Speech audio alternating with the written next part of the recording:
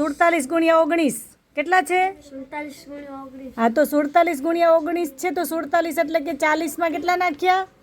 40 7 નાખ્યા. કેટલા? તો 47 થયા. હા. કેટલા નાખ્યા? 7. 7 નાખી. હા, તો પછી હવે એની બોક્સ બનાવવાનો છે. અહીંયા બોક્સમાં અહીંયા ગુણાકારની નિશાની આવશે વચમાં ઉપર, અને અહીંયા આપણે લખશું આ 19 છે ને 19, તો 19 એટલે કે 10 + 9 કેટલા? તો 19 થાય ને. 10 માં 9 નાખો તો 19 થાય ને. હા. હા, તો એ થઈ ગયું બરાબર. હવે અહીંયા બોક્સ આપણું બનાવી દઈશું. આ બોક્સ બની ગયું.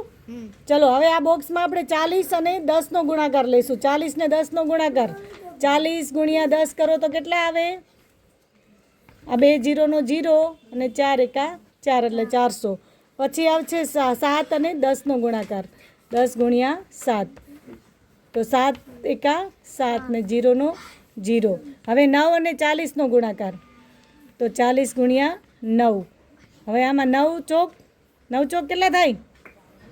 9 ચોક 36 અને આ 0 નો 0 એટલે 360 આવ્યા.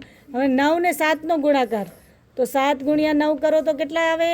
9 સત્તા 63. તો અહીંયા આવશે 63.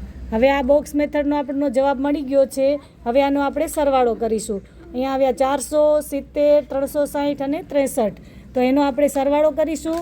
તો પહેલાં આવશે 400 વત્તા 300, મોટી રકમ પહેલાં લખશું. 360 વત્તા 70 ને વત્તા 63. હવે એનો આપણે સરવાળો કરીશું. તો આ લાઈનમાં 3 ના 3 0 નીચે આવ્યા છે.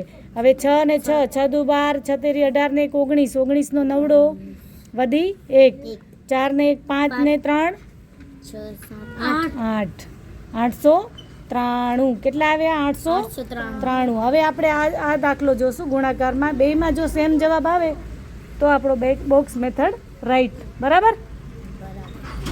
તો બે રકમ છે અહીંયા, એકમ દશક. એકમ દશકનો પહેલાં લઈશું 0, 1 સત્તુ 7 અને 1 ચોક 4.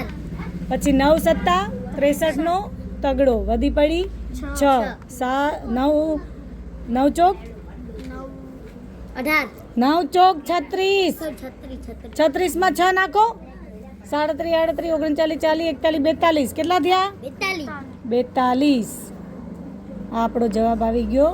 હવે એનો સરવાળો થશે. 3 માંથી 0 ને 3 છે, તો 3 ના 3, 7 માં 2 નાખતો 9 અને 4 ને 4 8. તો આપણો જવાબ આવી ગયો 893. અને અહીંયા બોક્સ મેથડમાં પણ 893. તો આપણું આ બોક્સ મેથડ તમને આવડી ગયો હશે. બદલ તમે બધા શીખો.